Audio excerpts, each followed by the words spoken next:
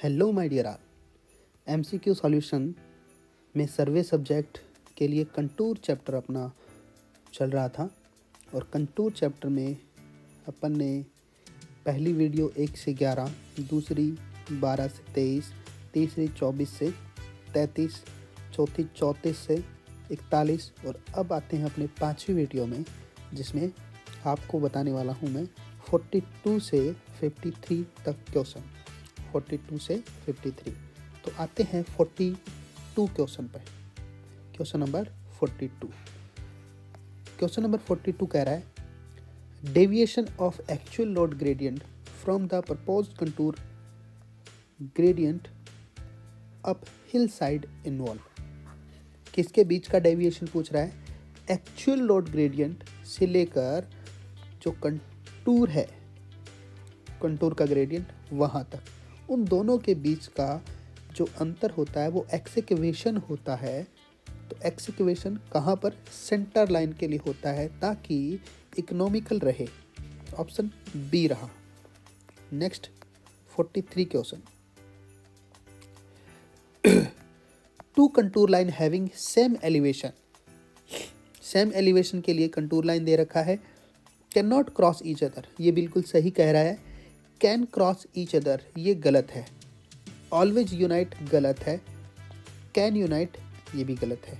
इसमें होगा कि can not cross each other, क्योंकि क्रॉस करना वास्तव में क्रॉस नहीं करता। ओवर हैंगिंग क्लिफ में क्रॉस करता हुआ एक्सेप्शनल दिखाई देता है लेकिन वास्तव में नहीं होता। Question number 44। The suitable contour interval for a map with scale 1/1000। इसके लिए आपको बताना है 1/1000 का मतलब होता है 1 सेंटीमीटर इक्वल टू 100 मीटर। ये इंजीनियर्स वे हो जाएगा और ये हो गया आरएफ वे। आपको बताना है इस स्केल के लिए क्या? Contour interval. तो कंटूर इंटरवल का फॉर्मूला होता है, आपको फॉर्मूला बताता हूँ। ये कंटूर इंटरवल स्केल से डिसाइड करने का फॉर्मूला होता है। तो हम यहाँ पे देख पा रहे हैं contour interval is equal to 25 upon number of centimetre in 1 kilometre scale, और आंसर मीटर में आएगा। अब इसका मतलब हम देख लेते हैं 1 किलोमीटर में सेंटीमीटर कितने होंगे, लेकिन स्केल के लिए बात होती है।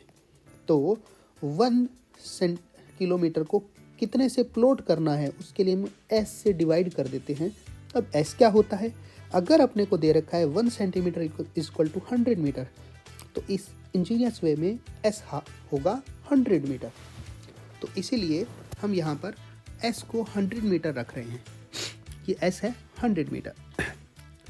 अब अपने क्वेश्चन के अंदर एस क्या गिवन है? अपने क्वेश्चन के अंदर जो एस है वो 1/10,000 मतलब 1 सेंटीमीटर इक्वल टू 100 मीटर है। तो 100 मीटर हम एज इट इज़ लेते हैं 100 मीटर को एस, और हम नंबर ऑफ सेंटीमीटर है यहाँ पर बना लेते हैं।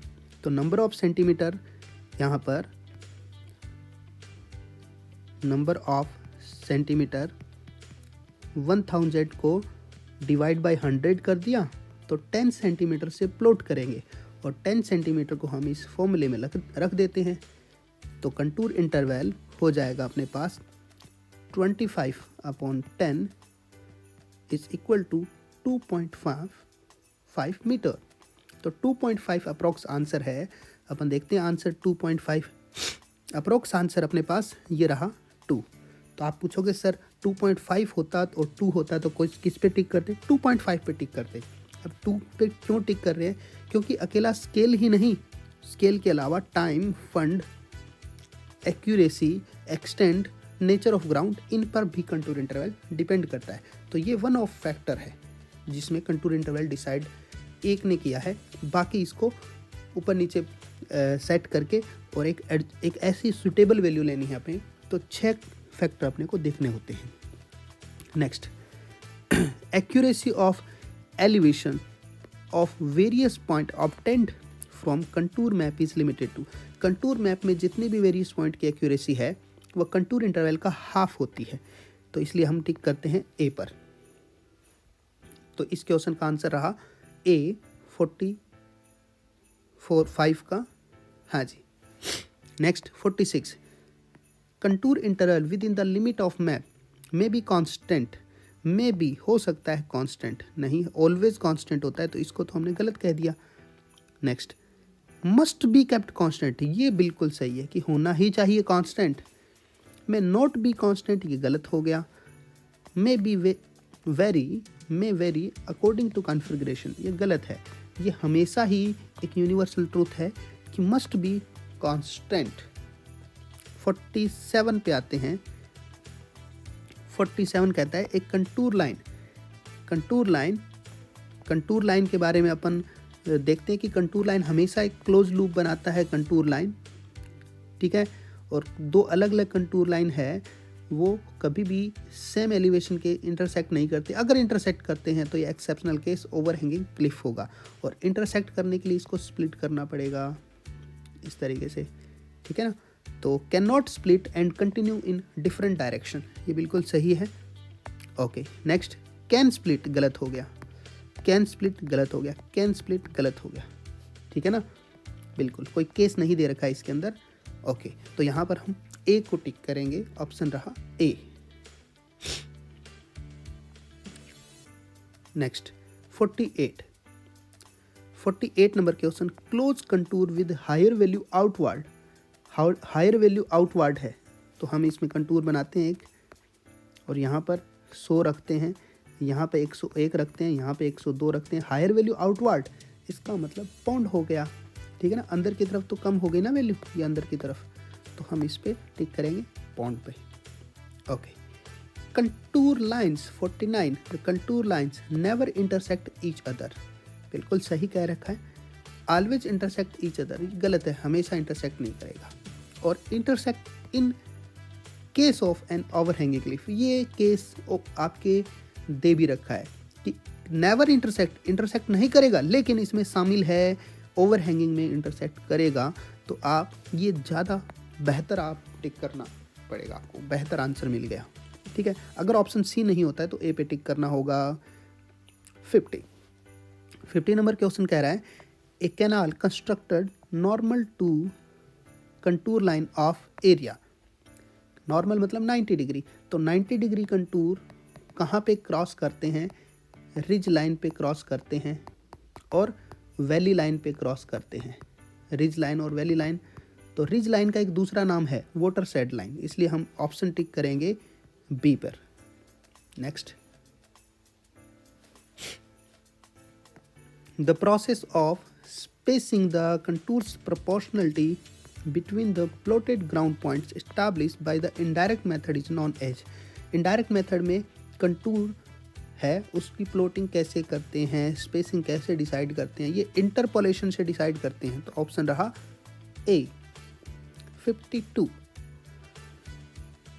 Which of the following is not an application of contour map, contour map की एप्लीकेशन ड्रेनेज एरिया के लिए है, रिजर्वायर के वाटर स्टोरेज कैपेसिटी के लिए है, determine the intervisibility of point के लिए भी है, determine the location of pier of bridge, bridge के पियर इससे डिसाइड नहीं होंगे, वो तो ड्राइंग या कंस्ट्रक्शन डिज़ाइन से डिसाइड होंगे, तो डी इसके अंदर एप्लीकेशन नॉट के लिए लगाएंगे। 53, which of the following is not true for direct and indirect method of contouring, देखते हैं, आपको ट्रू नहीं है वो बताना है, फॉल्स बताना है। ऑप्शन ए कह रहा है direct method is most accurate method is slow, ये तो सही है, तो ये ट्रू है। Next, indirect method is less accurate but faster, ये भी ट्रू है अपने पास।